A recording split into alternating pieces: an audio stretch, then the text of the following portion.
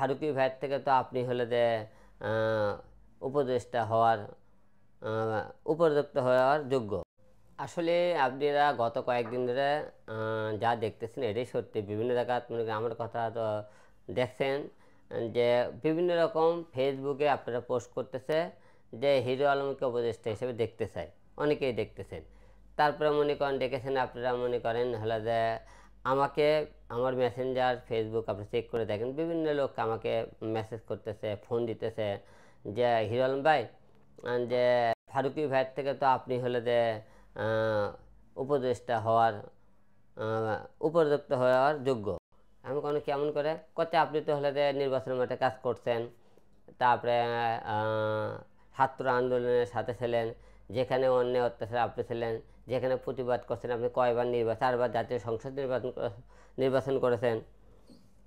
সব কিছু মিলে আমি সবার সাথে কথা বললাম যে আমি কোনো একটা কথাই বলেছি, আমি রাজনীতি থেকে ইস্তফা দিয়েছি, আমি রাজনীতিতে কাম ব্যাক করতে চাই না, আমি আর নির্বাচনে যাব না, আমার উপদেষ্টা হওয়ারও কোনো ইচ্ছে নেই। কারণ আমি তো উপদেষ্টা হতে চাই। সবাই একটা কথাই বলতো যে হিরো আলমের মতো লোক উপদেষ্টা হয়েছেন, উপদেষ্টা হতে চায়, তার কি যোগ্যতা আছে? আমার যোগ্যতা নেই কথা বলতো।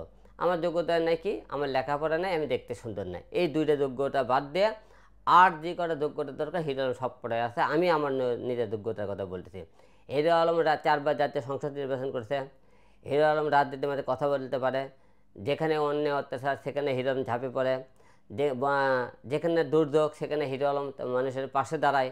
তাহলে আর কি চাই একটা লোকের বলেন তো? এই দুটো সাইড ছাড়া তার একটু হলেও সব আমার মধ্যে কিছু আছে।